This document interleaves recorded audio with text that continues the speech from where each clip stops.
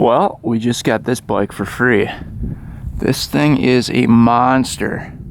It's a 1991 Vulcan 1200 Kawasaki. The seller stated that there is no way this thing will run. He said it would take a miracle. He said this thing's so far gone, it's not even funny. So he said that he was going to part this thing out, but decided to get rid of it, free up his garage, and he posted this thing for free. And he said the first one to come grab it will get it. He said that this thing's been sitting for 15 years untouched, and that's why I have it now. But I mean, it's pretty rough. The plugs are out of it, so I'm hoping the cylinders aren't locked up here. The covers are just kind of floating here. It looks like somebody maybe took a look at it at one point and then kind of gave up on it. I'm hoping there's not a problem with like the CDI or something, which could be the least of our worries if this thing is locked up. The seat's kind of just off of it. Looks like there's a fuse box down there. There's 6,500 miles on it. So really not a lot of miles for a big road bike like this. Brakes are all locked up, I'm guessing from sitting. Those are not working at all. No brakes on the rear. It's got the single disc in the front and a single disc in the rear, so 2 brake calipers you have to clean out. Missing the back rack. All the blinkers are off of it. Does have the mirrors on it. Those are extremely rusty. Pipes are actually pretty nice. Chrome is pretty good. The key is still on there. You can see it says Vulcan. I'm afraid to see what the gas tank looks like on the inside. There goes the cover. We'll have to take a peek at that later. But there's no battery in it. Nothing's hooked up here. You can see the other plugs are out of it. So this one is probably going to be our biggest challenge yet. But I figured for free, it was worth a shot. What's the worst that can happen? You just get rid of it for free again. Yeah, the goal for today is to get this thing running and driving by the end of the video. And we're going to try our best. We will see if we can make it happen. But she is a rough one. Well, this could go really bad. We're going to try to unload this thing. This thing weighs like 1,000,000 pounds.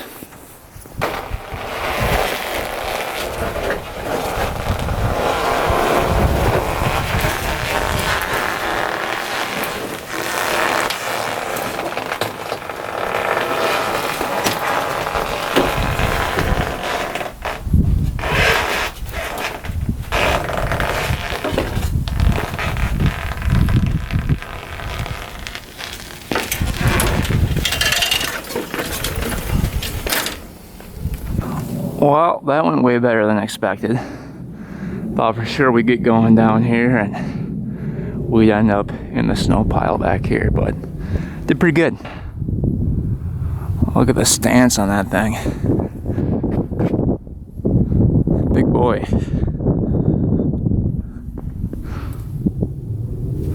I don't think I've ever worked on a 1200cc bike before. I think the biggest one I did was a Goldwing, which was 1000cc. Yeah, kind of ugly. But we're gonna try to get this thing running today. See what we can do. Alright, we got the beast in the garage here. So these Vulcans were produced from 1990 to 2009. The 1200 version has 50 horsepower and goes about 115 miles per hour. So not the fastest bike in the world, but I guess they're pretty good cruisers, kind of like entry-level bikes. They're not crazy powerful or anything, but this thing is a heavy, heavy bike weighing in at almost 700 pounds. So it's a big boy. But as you can see from the tag here, it is 1991. The VIN on it, the 10th digit, you can kind of see the VIN in there, is an N. First thing we're going to do is check the gas tank. I'm kind of curious to see what that looks like. Obviously I did not check over this bike at all. It was for free. I'm not going to nitpick it or anything. I figured worst case scenario, we throw it away.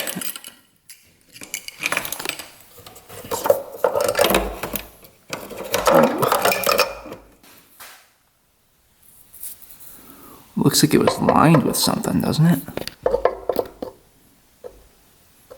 Yeah, there's like an old lining in there. Oh boy. Oh, it doesn't look too good, does it? So gas tank has seen better days. Let's see what the gauge says here. Yep, goes up to 130 miles an hour on the gauge. 6,505 miles. And it looks like the trip was at 82. You've got the start button here for electric start. I'm guessing these are for the lights. Blinkers here. And probably a horn. Guessing those are completely locked. Yeah, this one's completely locked up. So the piston on the master cylinder is completely locked up. You've got turn signal light, high beam light, neutral, oil, headlamp, and turn on the dash here. Kind of a cool headlight on it, actually. You can see a little rust forming by the forks here. I think that's just a boot. You can see it expires in 2004.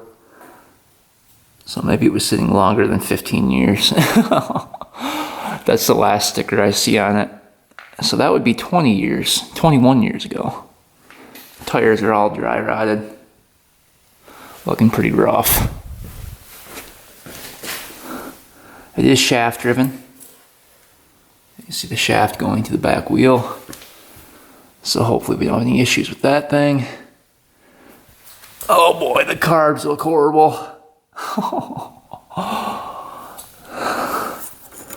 Oh man, this one's gonna be really rough. Alright, let's try to find where the oil goes. See if there's a dipstick on here. Alright, it's talking about the engine oil here. So I'm guessing underneath this cover is where we're gonna find that. See.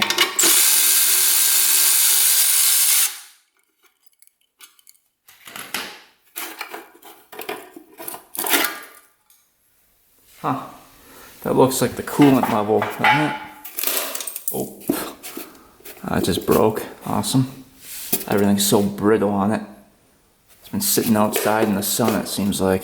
Well, I've been looking around for like 30 minutes to figure out where this dipstick is on this bike.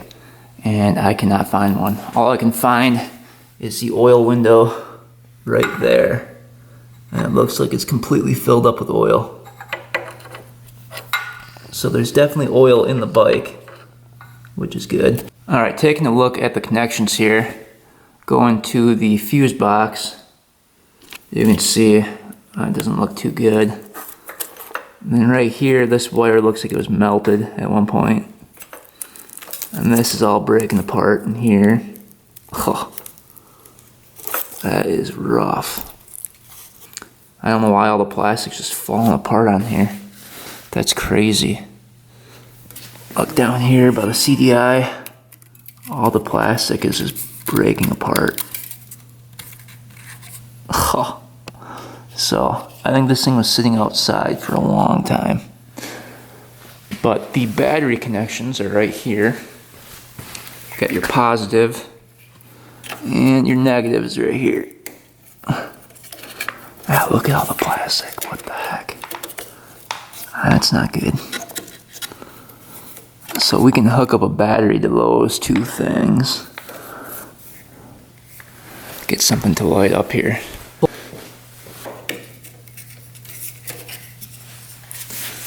Alright, we're going to check all the fuses here. Fuse box locator. So we've got 30 amp, 10 amp spare. These two are spares. We've got fan, we've got the accessories, we've got the tail light and the headlight. So it doesn't look like these are any of the main fuses. Holy cow, those are stuck in there pretty good. That one looks pretty good. Just gonna visually check all these. We'll do a continuity test. Those aren't wanting to come out. So if we hear a beep, we're good to go. These are just the spares. Alright. All the fuses appear good.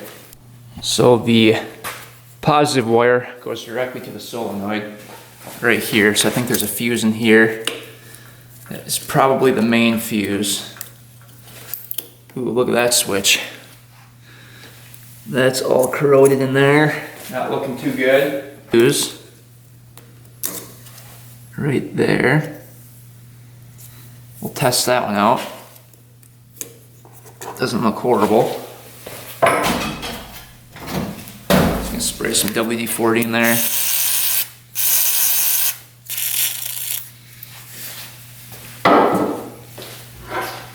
Again, another continuity test. If we hear a beep, we should be good.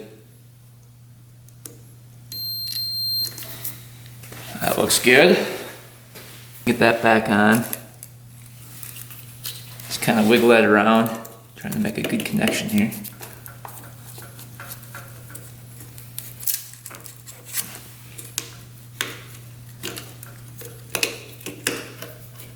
Alright.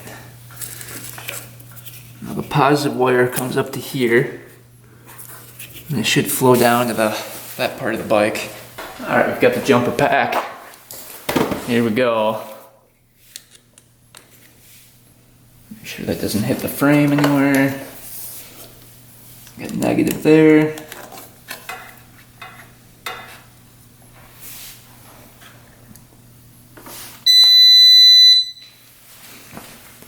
Alright, that's on. Turn the key. Oh, it lit up. Look at that. Tail light's working. Alright. All the gauges working. What's this thing for? That's not doing anything.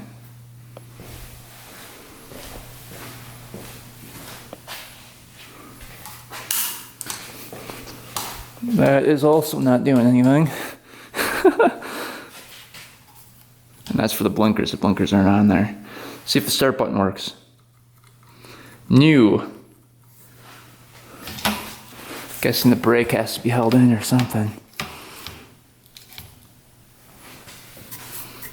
Or the kickstand has to be up, possibly.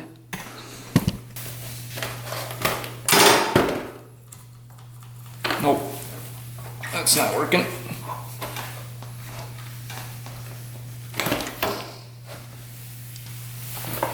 You hear it click. A little bit.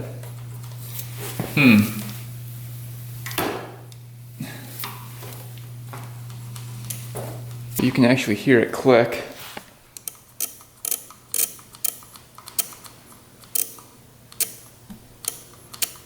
Alright. So everything's turning on. But our starter's not working. Let's see what's going on. See if we're getting voltage.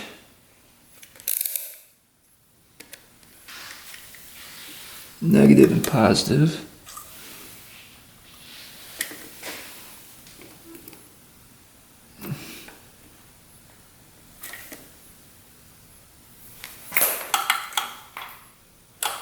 I see some smoke coming out of here. That's not good.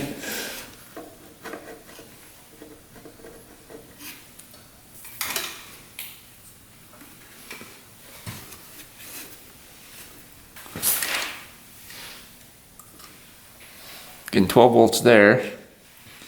See if we hit the button.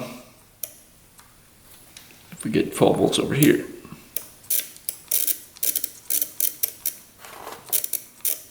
Nope.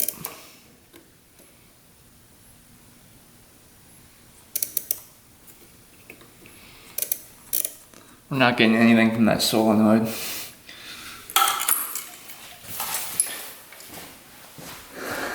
So when we hit the start button, it should send 12 volts to the peg right here. It's not doing that. So either our switch in here isn't sending the full voltage down.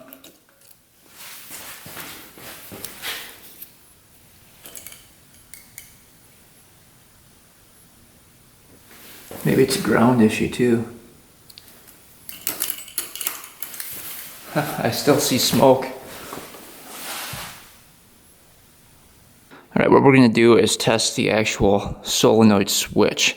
The black and yellow is the negative wire going in, and the white is positive. That should already be positive. We're going to put this on, just test it. So we should have 12 volts there. We've only got 10.48. It's already not good.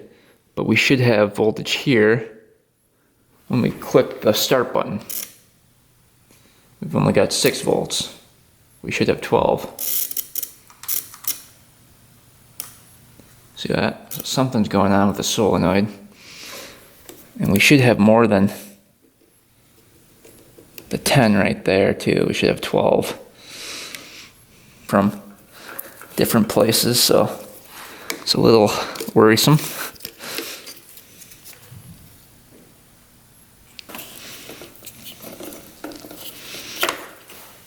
This is positive.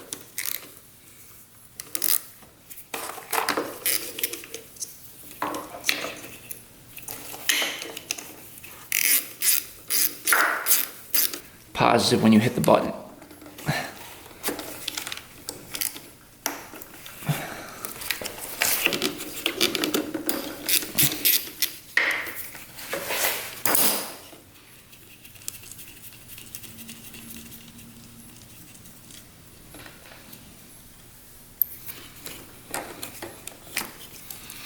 So there's the solenoid. Alright, so here's the solenoid. I believe this comes off, yeah, just like that. I think the solenoid was getting pretty hot. You can see a little bit of the plastic was melted. But that's what that looks like. We might try to open this up and see if we can see that piston in there.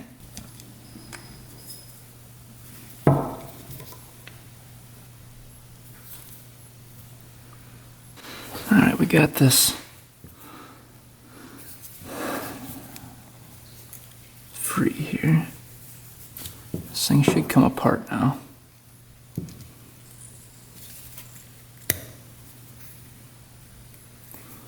don't want to completely break it.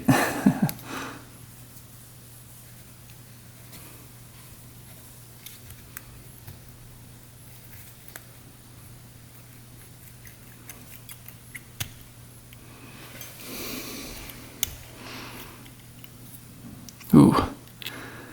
Oh yeah, she's a little crusty in there.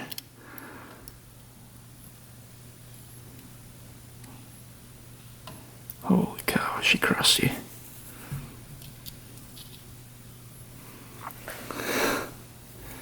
Yeah, that's probably why that wasn't working. Jeez. Let's see, are all the wires intact here?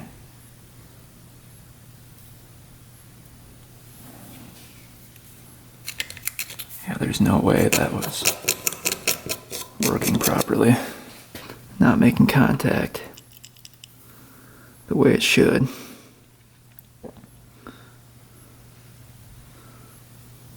Let's see here. Alright. Continuity tester. We should hear a beep right now. Now when you press the button here, that beep should go away. You can see that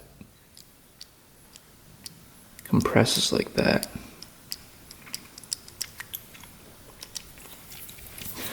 So as the spring sits in here, it's pushing up on that little button there. And when you send voltage to this thing, when you hit the start button, it magnetizes this and it should pull this little piston down and it should release that button. So when you release the button, you have continuity. When you press the button, you should hear the beep go away. So right now we should hear the beep. You can see you can hear the beep. Kind of hard to hold it. When you hit the button, beep goes away. Button's pressed in, button released. Button pressed in, button released. So what I think is happening is this little guy is not getting sucked down and releasing that little button there. So we're gonna clean this off. You can see how crusty that is. Clean that off with a wire wheel. Get everything cleaned up, put it all back together, and see if it works. Because right now, it looked like maybe water got in here and kind of damaged everything. All right, you can see all the rust that came out of there. But we cleaned up the little piston here. That's what that should look like. That was just covered in rust. Now, we can get this reinstalled here. It just goes like that. Make sure that's in there quickly.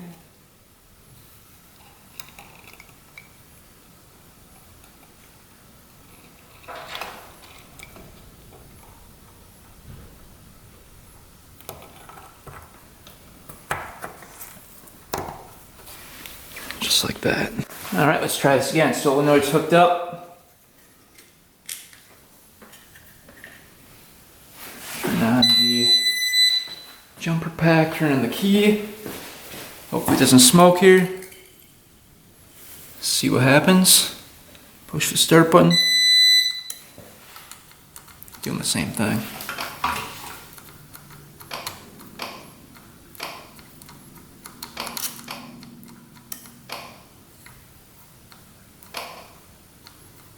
You can hear it try to go. We're gonna just try to cross the terminals. See if that does anything for us. So take this out. I'm gonna try to cross these two.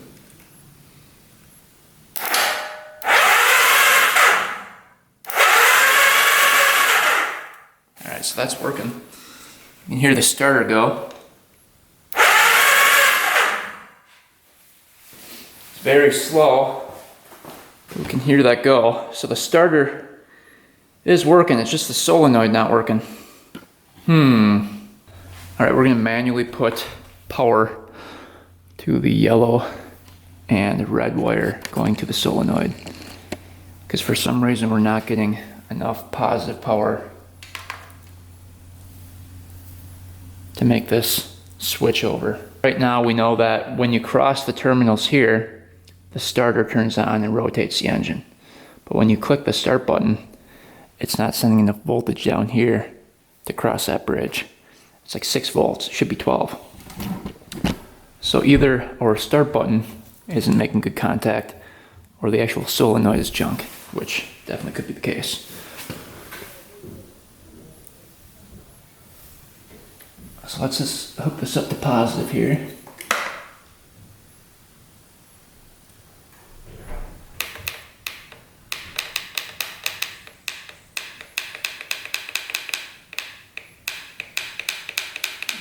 You can hear it.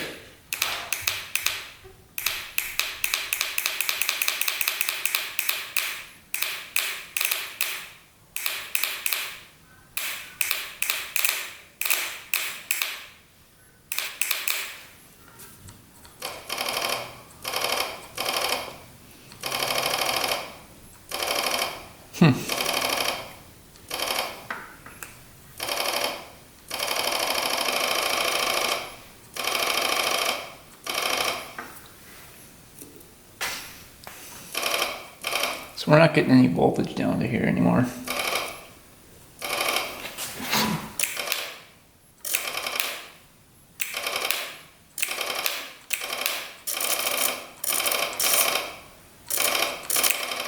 You can hear it clicking now, that solenoid. Well, it looks like our solenoid is most likely the culprit.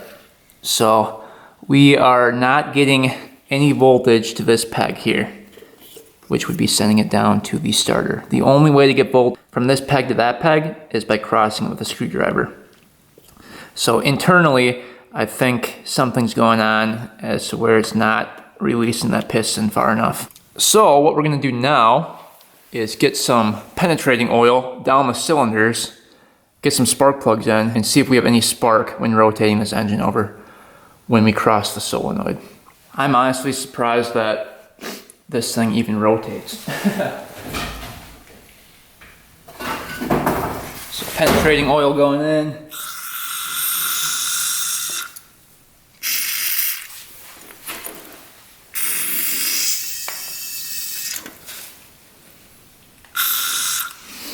The other side.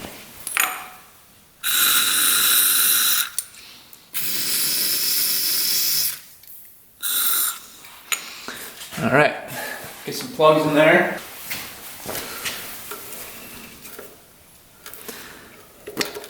Before we take out the boot, we'll just see if we have anything happening. This one's like falling off. Yeah, let's just trim that back a little bit. This one wasn't making any contact. There's the wire. That looks pretty good now. Get that twisted back on. So hopefully we have some type of spark here. All right. Since we know that one has a good connection, we'll check that one first.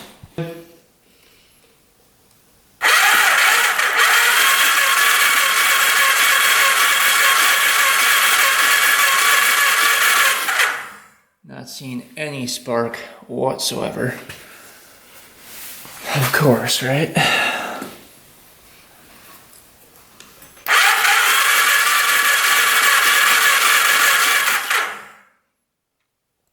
Turns over pretty good, but we're not getting anything. Let's try this plug.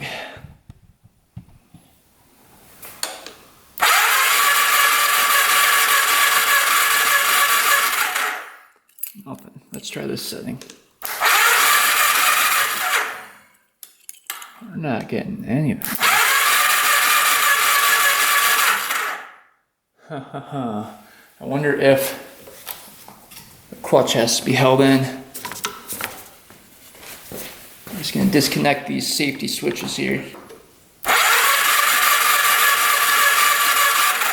Nothing.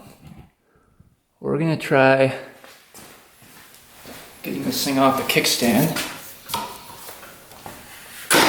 Maybe there's another kill switch on here too, I don't know. Let's try this again.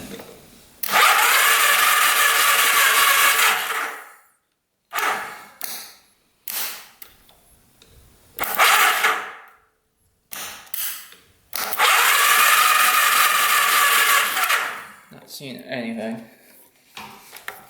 Try the safety switch the other way.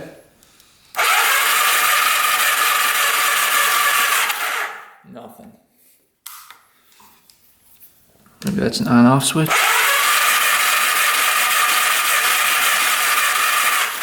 Not getting anything.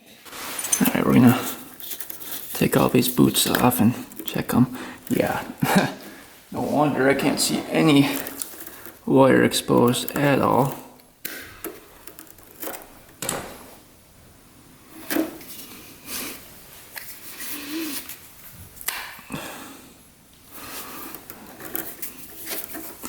There's a little crusty in there.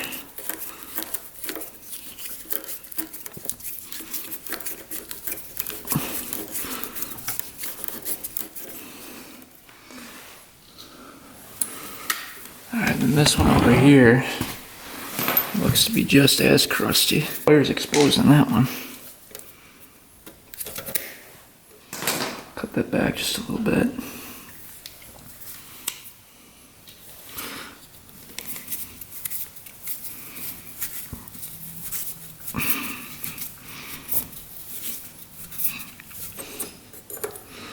Now that we have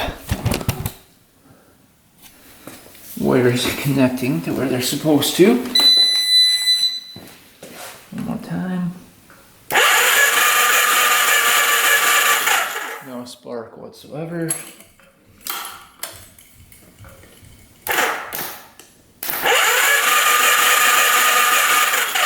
Nothing.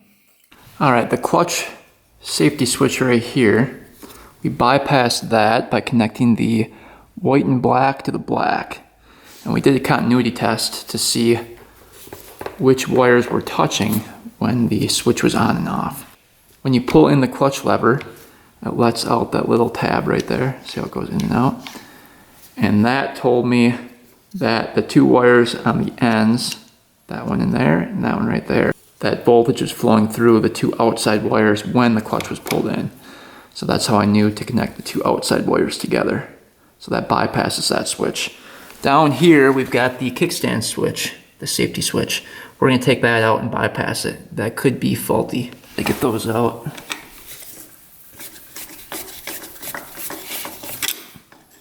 And there's just two wires, I guess, on the kickstand safety switch.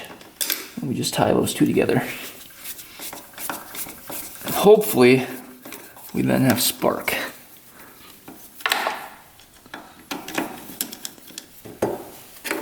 I don't know where those go to.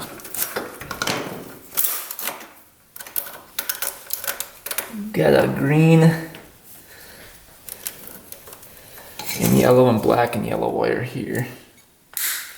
I'm just gonna cut those off and then we're gonna attach those two wires together. I just wanna see if this switch was working. So here it is, stripped first.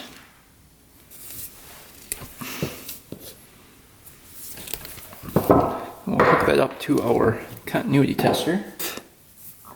These sides stand up, it should connect these two wires. With the sides stand up, it means that the switch is fully out like it is right now. So we should hear a beep. Yep. And off. So that switch is working. So we're just going to connect the two wires together for now on the bike, and we can always install that later. Alright, so the two wires here, we can just strip and tie together for now.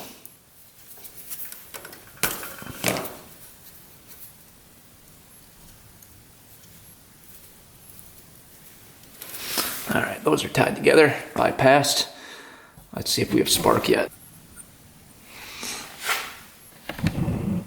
Alright, let's see. So both switches are bypassed. Let's see what happens here. Here we go. Turn it on.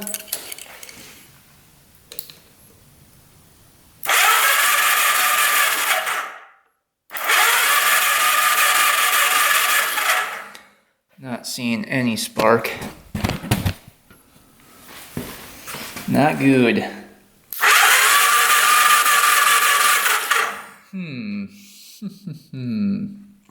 Alright, we're going to take apart the switch here. Make sure that we have voltage going to it.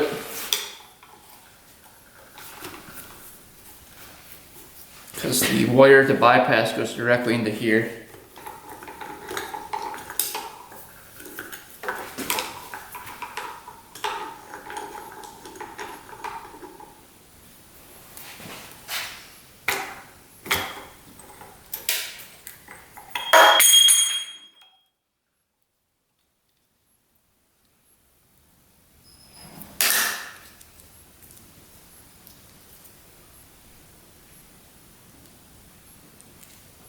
Black and white and black wire here.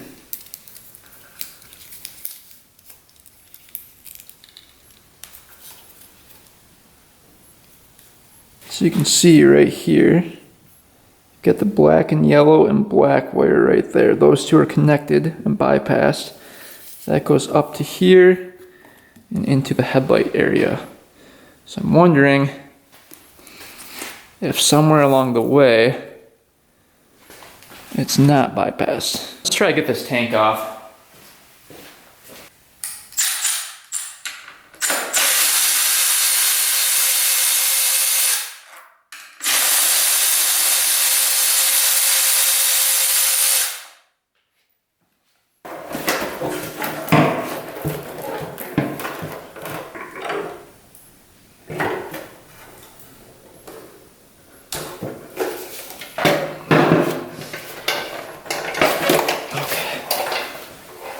See what's going on. So this goes to the gas tank, that goes to the gas tank. All right, we've got the fuel pump. We can hear that turning on.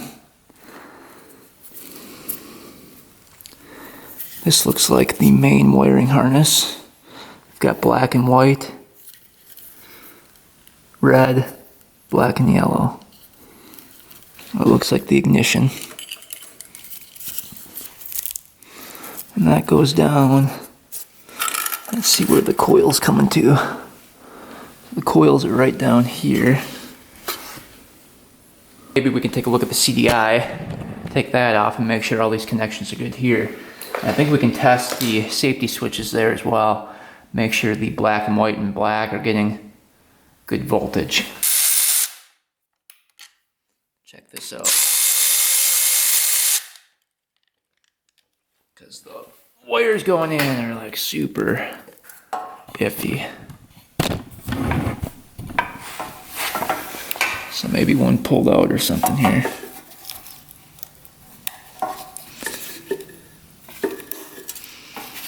So you've got the black and yellow, black and white going in. I mean, this whole thing is just breaking apart here. Not looking too good.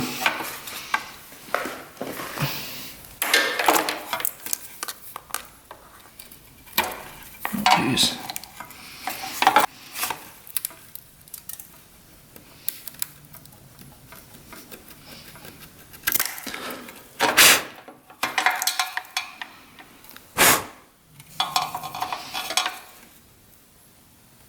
No.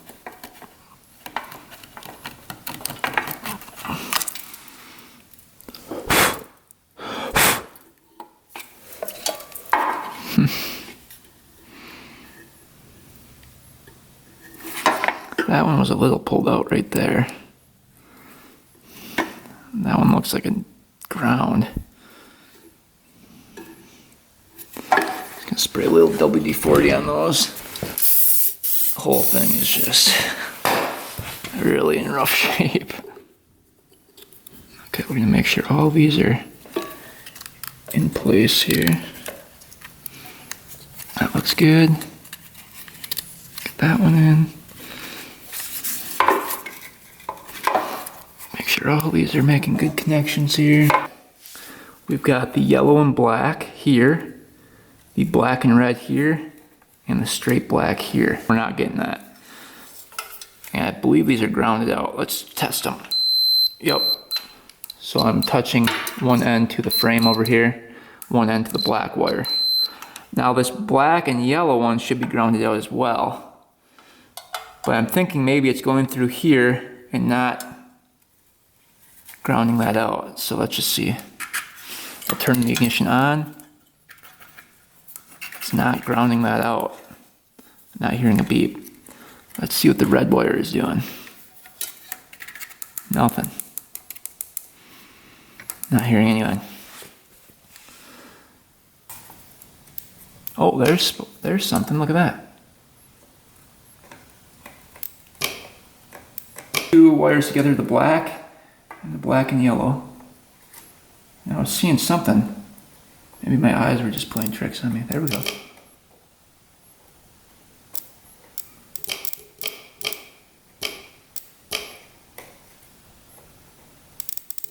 Huh. I'm seeing spark there. That is really odd. Let's see if I just ground them out.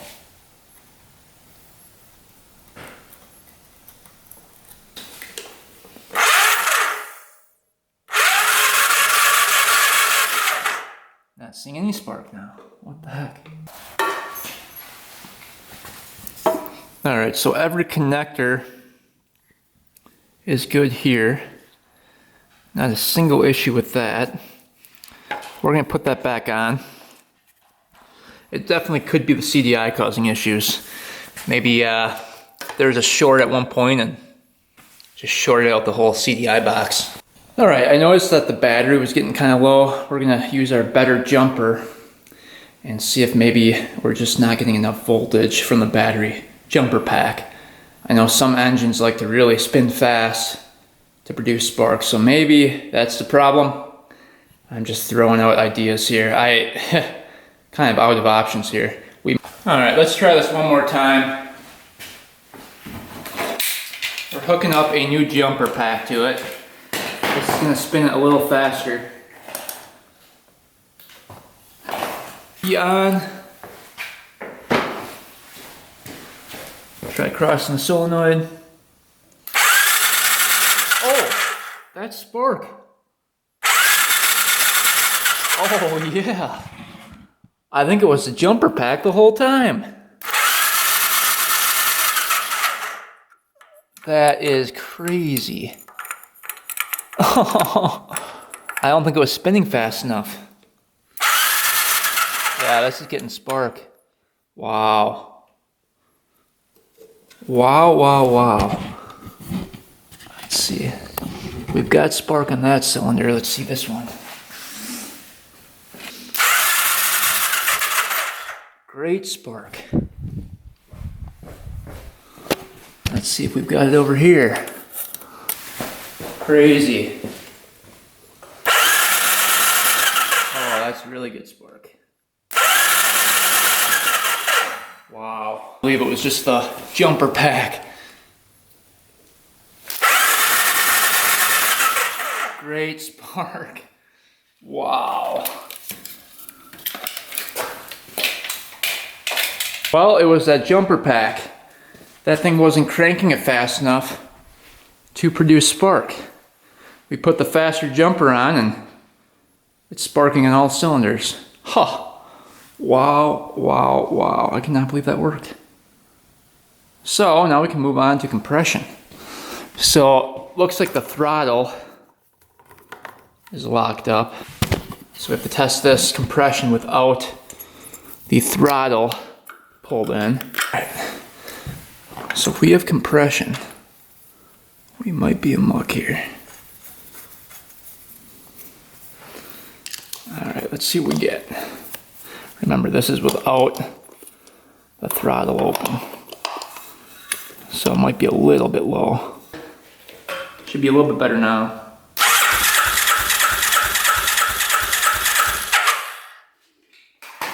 That sounded like it had compression. Oh yeah, almost 150. That's pretty good. All right, we have compression on the front cylinder. Let's see about the rear. All right, here we go. Let's see what we get here. Please have compression.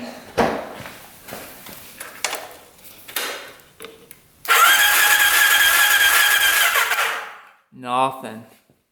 Shoot. Oh no. Well, we've got zero compression on the rear cylinder. Well, that is not good at all. Alright, so it looks like we have compression on the front cylinder, 150 psi. The rear cylinder, we have nothing. So it could be the valves are out of adjustment, the valve clearances. I'm thinking maybe an intake valve is a little tight on here. So I think what we're going to do is take everything off the top here. The carburetor is right there on it. So we need to take off everything anyway to get to the carb. The fuel pump has to come out, the air box. Let's check and see if there's any coolant in here. Oh yeah, that's topped off, that's good. So that wasn't leaking. So yeah, all this stuff has to come off. Then we can try to take off the valve cover and check out these valves too. Get that out of the way.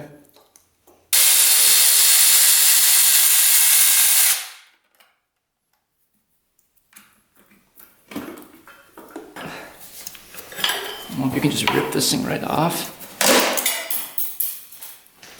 Well, that works. All right, now you can kind of see the carbs here. I mean, that is a tight fit in there. And here is the valve cover. I mean, you can't even get to it. It's like underneath here, underneath the frame. Well, how do you check the valves then?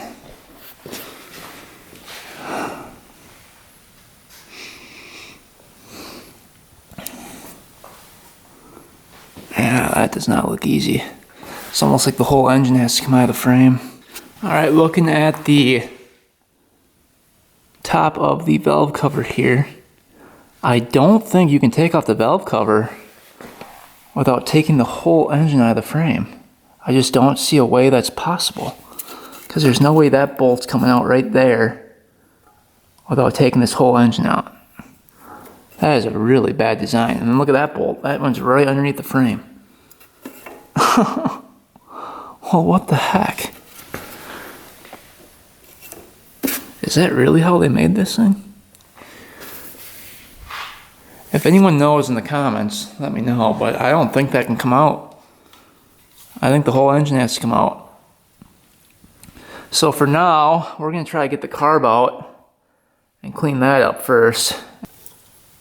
Get that clamp off. I mean, the carb is really in there too. This is not moving at all. How do you get that carb out?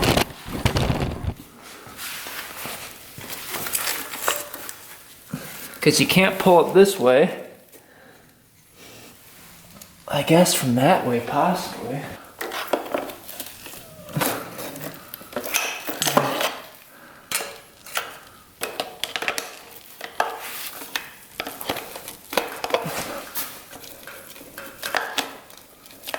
Man, oh man, is that on there?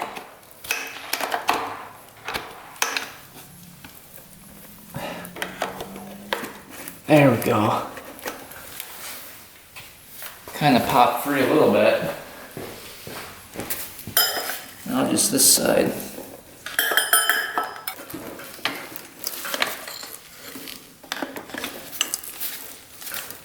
Everything is really rusty.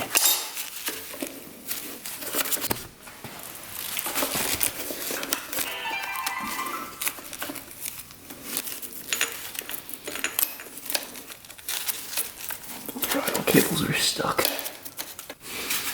Well, got the throttle cable out. It's broken right in half.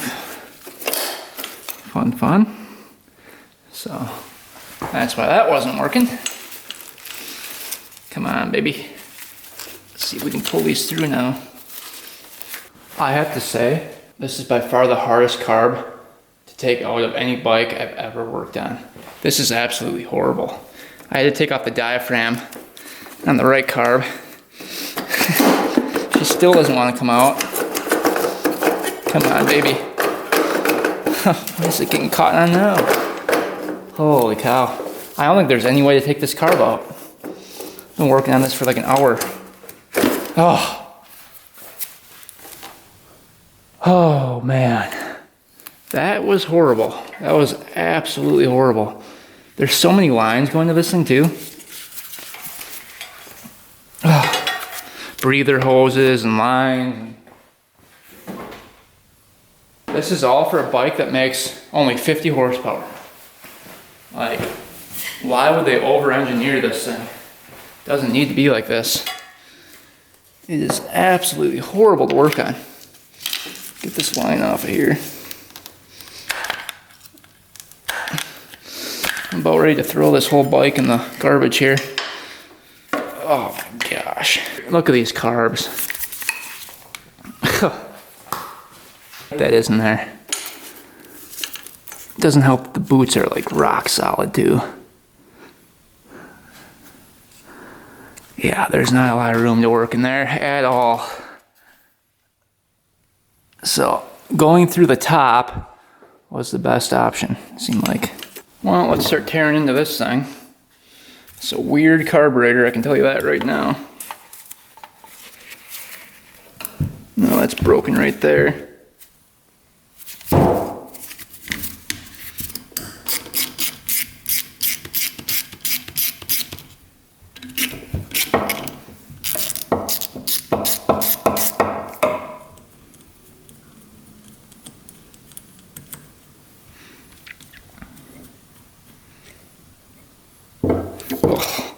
Jeez.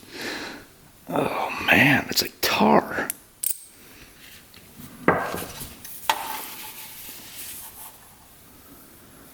She's a bit rough.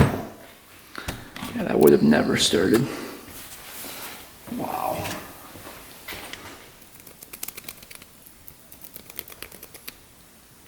Oh, that's good. Oh. What is that? That is absolutely horrible.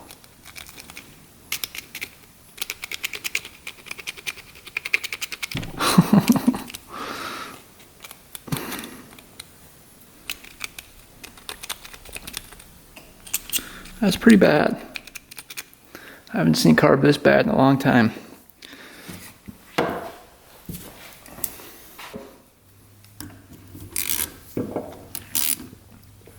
Oh, that's sticky.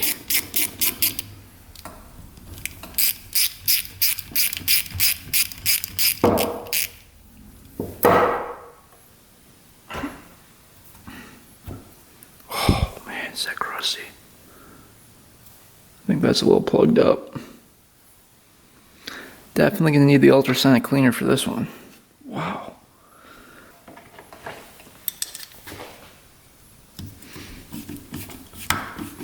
Yeah, this bike has definitely been sitting for 20 years.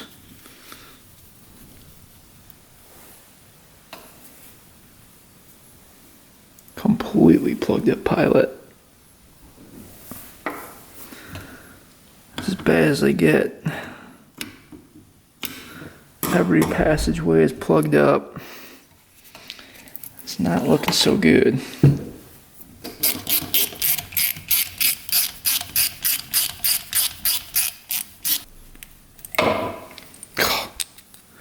Wow. Look at that.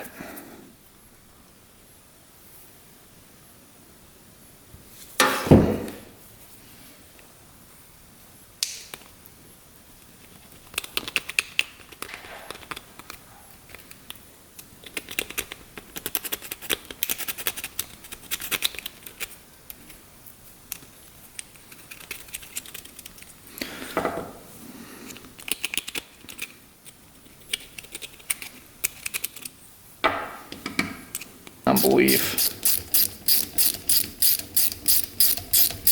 So I'm guessing that's what's in the gas tank too.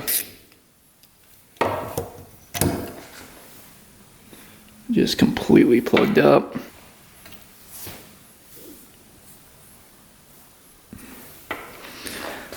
Look at all this.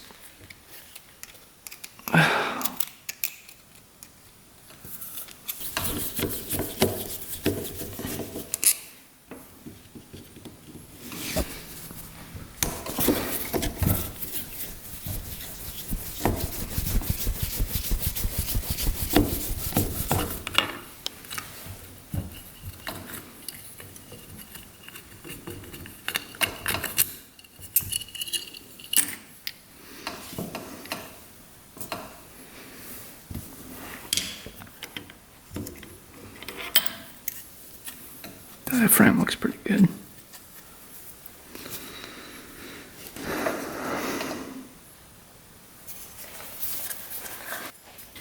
So I think what we're going to do is just try to get this whole thing in the ultrasonic cleaner. Let that soak for like an hour. Alright, setting this to the highest temperature. It's going to need it.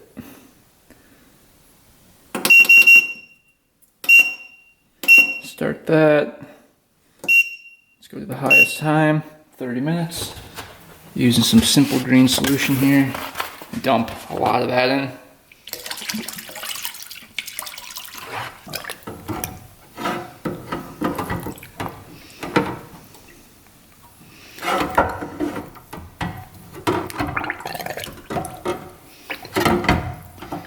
The majority of it's in. I'm just going to put these in there too. This can just float around.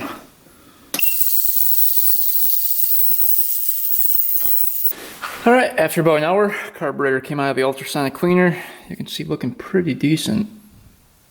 It's not too bad. Jets turned out pretty good. Those are nice and clear now.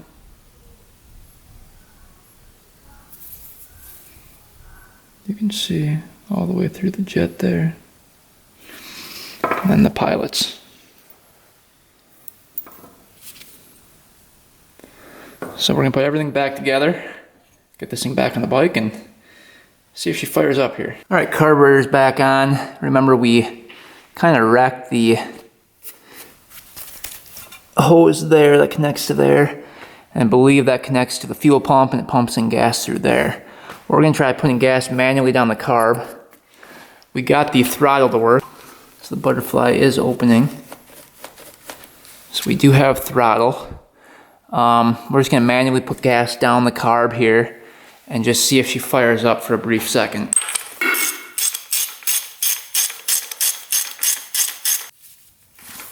There we go.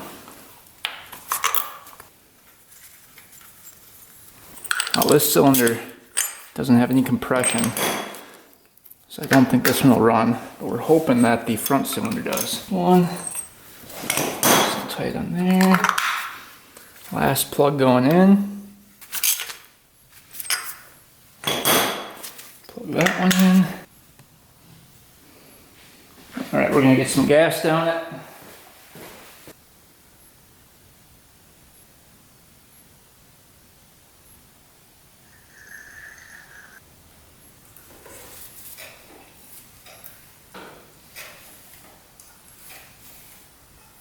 Oh, we've got spark, we've got compression on one cylinder, and we've got the carbs cleaned out and fuel going to the carbs. So let's see if she can crank over and fire up for the first time in, I think it's been 20 years, so. Choke it.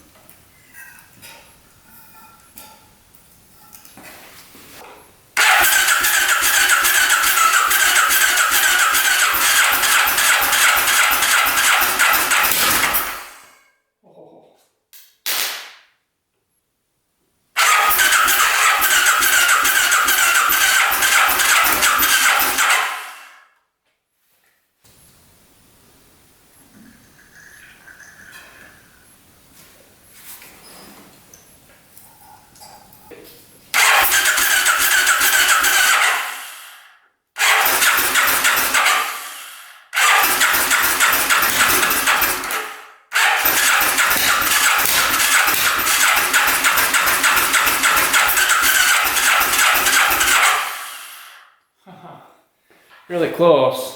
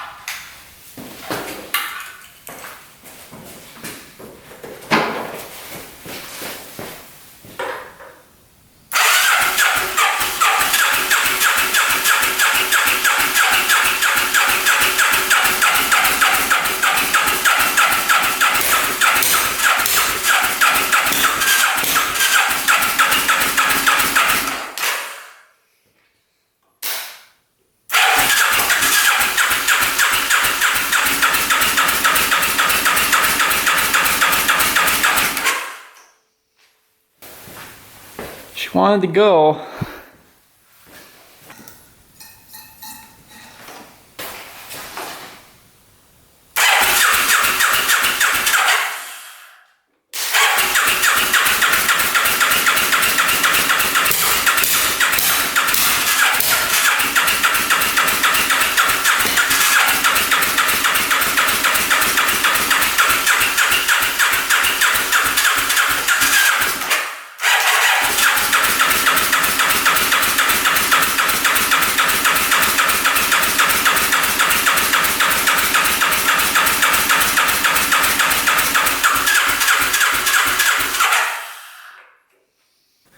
Well, both jumpers are dead, brand new battery dead.